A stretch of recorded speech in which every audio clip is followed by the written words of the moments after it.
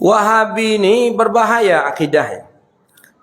Orang ulama-ulama yang hidup di zamannya saja dahulu, yang sezaman dengan Muhammad bin Abdul Wahab, seperti Syekh Zaini Dahlan, seperti Syekh Sawi, itu di dalam tafsirnya jelas mengatakan itu. Dalam tafsir Sawi, buka, beli kitab tafsir Hasyiah Sawi. Disebutkan di situ, mereka menghalalkan darah orang Islam. Orang Islam dihalalkan. Maka dia mudah nak membunuh kita, tu mudah dia. Karena menurut dia kita ni halal darah. Karena menurut dia orang yang berziarah kubur termasuk syirik. Orang yang talqin mayat termasuk syirik. Kalau syirik kan boleh dibunuh menurut mereka. Padahal menurut akidah kita, selagi orang tu mengucapkan kalimat la ilaha illallah, tak boleh kita bunuh. Halal darah. Mereka menghalalkan darah kaum muslimin. Mereka menghalalkan harta orang muslim. Dan mereka sebagian kecil ada di negeri Hijaz. Mereka disebut dengan Wahabi. Itu Syekh Sawi sendiri mengatakan. Belum lagi kakaknya beradik dari Muhammad bin Abdul Wahab ini. Namanya daripada Sulaiman ibn Abdul Wahab. Dia mengatakan bahawa adiknya ini berbahaya. Karena ya gara-gara politik lah. Perang dengan ya politik untuk merebutkan kekuasaan ketika itu Bani Sa'ud. Akhirnya timbullah pemahaman Wahabi. Jadi Wahabi ini dari dulu memang buruk masalah yang dia kerjakan. Karena buruk itulah tercoreng nama Wahabi. Ditukarlah namanya hari ini dengan menjadi Salafi. Sebenarnya itu ianya barunya. Wahabi mengharamkan ziarah kubur. Salafi gitu juga. Wahabi mengatakan kunut subuh bid'ah. Salafi kunut subuh bid'ah. Wahabi mengatakan Allah duduk di atas langit. Salafi mengatakan Allah di atas langit. Wahabi mengatakan Allah berjisim. Wahabi juga. Salafi juga. Jadi orang sama. Tak ada beda ya.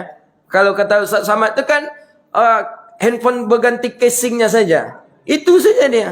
Jadi caranya bagaimana kita tetap beramal dengan amalan kita. Kita dakwah dengan dakwah kita. Ya bagaimana dengan mereka? Ya mereka selalu tersesat dengan kebodohan-kebodohan yang ada pada diri mereka. Apakah perlu kita takuti? Kita tak perlu takut. Karena sesuatu yang batil itu dia akan cepat habisnya. Suatu saat akan habis kebatilan itu. Syiah habis. Mu'tazilah habis. Qadariyah habis. Pemahaman Jabariyah habis. Sebentar lagi mereka pun akan habis. Di Mesir sekarang mereka sudah mulai dihabisi. Di mana-mana negara mereka sudah mulai habis. Di Indonesia ni nanti. Enak saja mereka mengatakan Allah punya tempat duduk di atas ars. Duduk di langit.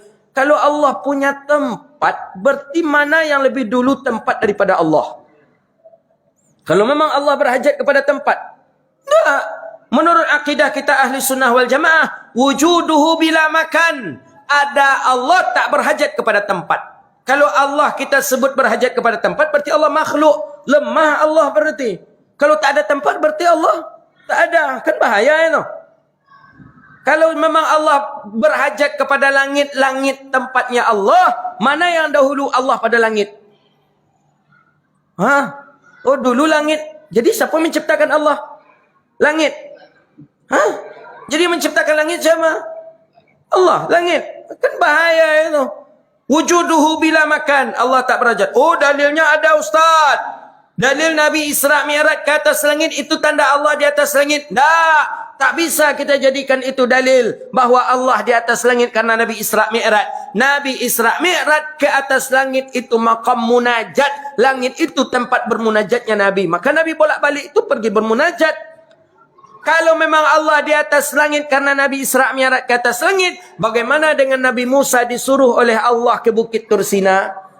Pergi menjumpai Allah. Pergi menjumpai Allah ke Bukit Tursina. Berarti di Bukit Tursina Allah. Jadi beda Allah yang di Bukit Tursina dengan yang di langit tadi.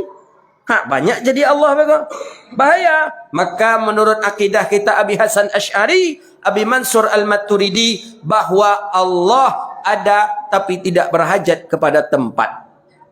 Sebenarnya mereka ni tak banyak. Melayu ni negerinya ahli sunnah wal jamaah. Melayu ni akidahnya Asy'ari. Melayu ni orangnya tariqahnya Naqsyabandi. Melayu ni orangnya mazhabnya Syafi'i. Lengkap itu ada di negeri Melayu. Maka kalau ada orang yang mencoba menggoyang-menggoyang ini, perlu dipertanyakan tentang kecintaan dia terhadap Melayu. Pemerintah harus sikap tegas. Para teroris-teroris itu coba lihat apa akidah di belakangnya. Apa akidahnya? Dari mana asal akidahnya? Pasti akidah yang menyeleweng. Maka kalau tidak,